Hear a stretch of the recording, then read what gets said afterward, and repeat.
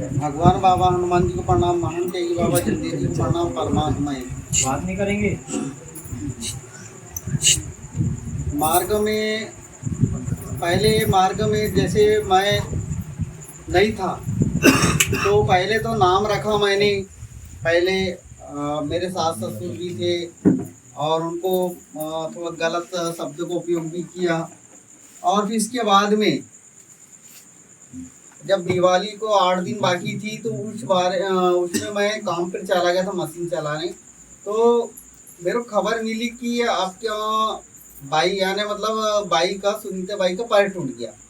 तो मैं फिर वापस हुआ और वापस होने के बाद में यानी ये सब मोहल्ले के भाई लोग और कुछ रिश्तेदार भी आए थे, वो भी थे।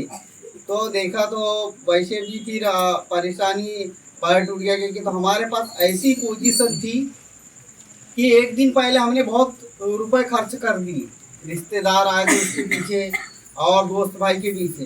पर देखो भगवान ने एक ऐसा यानी हमारे को दिखाया, दुख लाया। एक तो घर में पहले से यानी मतलब पैर टूट गया और हमारे घर में 100 रुपए भी नहीं थे। जो जब दुख आया पैर टूटने के बाद में, और पैर टूटा भी एक पैर का, तो जैसे मेन हड्डी भी टूट गई और उसके बाद पिंडली की भी हड्डी दोनों टूट गई। और उसमें हमारे पास भाड़े के लिए आने मतलब किराए के लिए, टैक्सी के लिए एक किराए के लिए 100 रुपये भी नहीं था।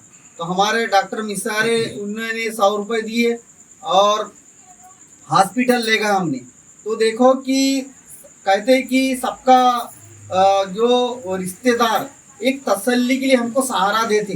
तो उस समय कोई रिश्तेदार नहीं आए खबर देने के बाद में, यहाँ तक कि हम अपने जो खास समझते वो भी नहीं आए। क्योंकि उनको मालूम रहने के बाद में उन्होंने वो भी काम करने गए, सब अपने अपना काम किए। जब शाम हो गई तो कोई भी ऐसे नहीं आए कि कुछ खबर पूछ ले। फिर हमने डॉक्टर बोले कि इतना 1000 रुपये लगेगा, जमा करना पड़ेगा। तो हमने गोंदिया ले गए सेविका बाई को, और गोंदिया ले जाने के बाद में देखो हमने वहाँ पर जो हमारे दोस्त पैसे वाले होने के बाद में, उन्हें फ़ोन करने के बाद में, रहने के बाद में बोले मैं नहीं आ सकता और मेरे पास समय नहीं है। तो वहीं के वहीं देखो ना दोस्त ने काम दिए ना रिश्तेदार ने, कोई ने काम नहीं दे पाए। और उसके बाद में एक हमने जिसको मुसीबत नहीं बता पाए और उन्होंने हमारे जो दूर के सागिल भाई जो लगते हैं उन्होंने हमको मदद की। और मैं अपने सास ससुर का भी धन्यवाद करता हूँ कि उन्होंने भी जो धान महंगी धान देते हुए सस्ती धान दे दिए उन्होंने।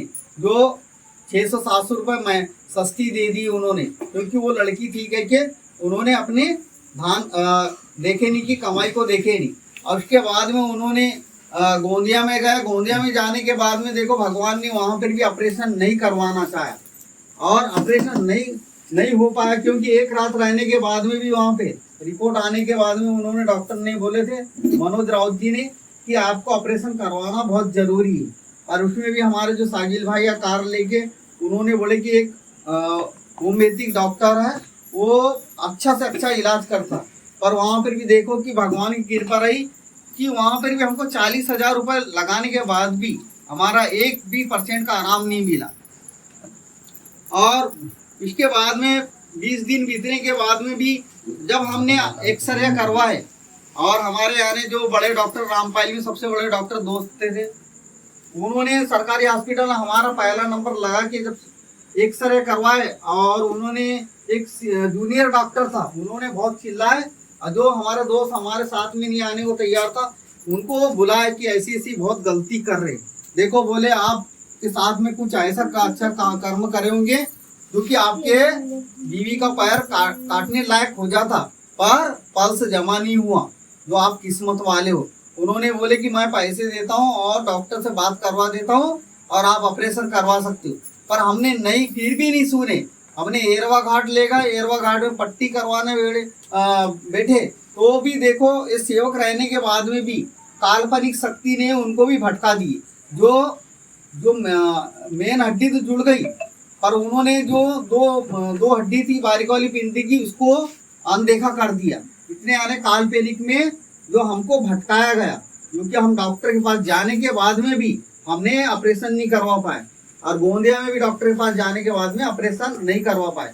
पर देखो भगवान की एक ऐसी कृपा रही कि हम जब गुस्से में जब आए हम वहाँ से, हमने पीने के लिए आने मतलब टेंशन के लिए पीने के लिए ढाबे में 5 बार चक्कर लगाने के बाद में, पर ढाबे के पास गाड़ी नहीं रुकी।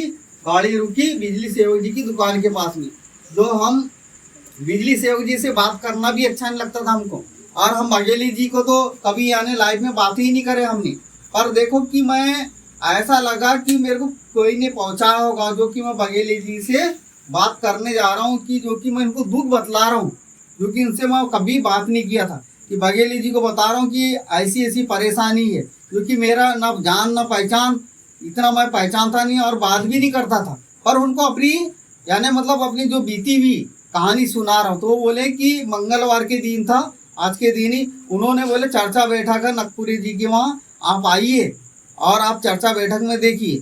तो हमसे हमारे से पहले हमारे सास वगैरह 3-4 साल पहले जुड़े हुए थे, और उन्होंने उनको खबर बता तो खुश हुए, और घर में भी पूछे हमने एरवा फ़ोन करके, तो बोले जुड़ जाओ, आपकी जैसी इच्छा होगी, जैसा हम आपकी इच्छा है तो हमारी भी इच्छा वही होगी।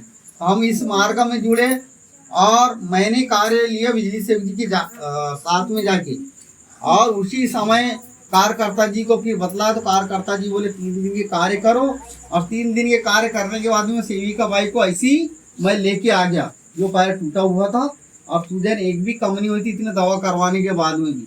इसके बाद में हम कार्यकर्ता जी का दो जने ने उठा के ले गए, और 3 दिन के कार्य में, चौथा दिन के कार्य में एक अपने को एहसास अनुभव हुआ कि ये अगले बार की सेविका बाई हमारे इसके माध्यम से जाएगी। और दूसरे बार में जब सेविका बाई गई तो स्वयं चल के गई। तो ये अनुभव मिला, और कहते हैं ना कि भगवान से बढ़ के कोई चीज़ नहीं होते, केवल रिश्तेदार हो या फिर इंसान हो या दोस्ती हो, एक दिलासा देते और तसल्ली देते, उसके आगे कुछ नहीं दे सकते। पर दुख दूर करने वाला हमारा एक ही है, जो भगवान निराकार जो परमात्मा है, वही दुख दूर कर सकते। तो सबसे पहले चीज़ हमारे को भगवान के ऊपर ही विश्वास करना पड़ेगा। अगर आप भगवान के ऊपर विश्वास नहीं करोगे और रिश्तेदार को ज़्यादा समझोगे, तो आप स्वयं ही दुख के पात्र बनोगे। इतना कह के अपना शब्दों को विराम देता हूँ, और मैं सभी से नमस्कार करता हूँ। बहुत बहुत धन्यवाद बाबा जी को। अशोक पुत्राई जी ने मार्ग में आने का कारण बताया और क्या अनुभव मिला उनके जीवन में। उन्होंने बहुत अच्छे विचार रखे। मैं समस्त सेवक सेविका उनको धन्यवाद देता हूँ। और सभी शांत रहेंगे। भगवान बाबा हनुमान जी को प्रणाम। मान देगी बाबा जिंदेश को प्रणाम। परमात्मा एक आज के संचालक जी ने मुझे पूछे कि मार्ग में आने का कारण। मार्ग में आने का कारण यह है कि मेरा पैर टूट गया था। मतलब पैर ऐसा टूटा कि हमारे घर मेहमान आए थे, तो उनका खाना वाना हो गया था। तो मैंने बोली मेहमान आए हैं, खाना हो गया है, तो मैं बर्तन साफ करने चले जाऊंगी। तो बर्तन रखी और पत्थर पे पैर मुझे, उसके बाद में एक मतलब पाटी रखी थी लकड़ी की, उसमें पैर फिसला। तो मतलब यहाँ पैर फिसला तो उधर जाके मैं गिरी। तो मैं उठ नहीं पाई। हमारे घर मेरी बहन रहती थी, तो उसको आवाज़ दी मैंने बोली कविता मेरा पैर मतलब मैं उठ नहीं पा रही हूँ, तो आ मेरे को उठा। तो मतलब मेरी बहन ने उठाई कविता ने, पर मैं उससे उठ नहीं पाई क्योंकि पैर पूरा टूट गया था 2 जगह से, तो मैं उठ नहीं पाई। उसके बाद में मेरा बुआ का लड़का भी था, उसको भी बुलाई भैया, मैंने बोली मेरा पैर टूट गया है, मेरे को उठा लो। तो उनने उठाए और खटे पे लाके बिठाल दिए। बिठाने के बाद में फिर हमारे पुत्राई सेवक जी काम में चले गए थे। काम में चले गए तो फिर फ़ोन लगाया कि हमारे मतलब दीदी का पैर टूट गया है। तो काम में गए, उसके बाद में घर आए तो हमारे पास में मतलब 1 भी रुपये नहीं था। पैर टूटा तो मात्र मतलब 1 भी रुपये नहीं था मतलब ऑटो में जाने के लिए।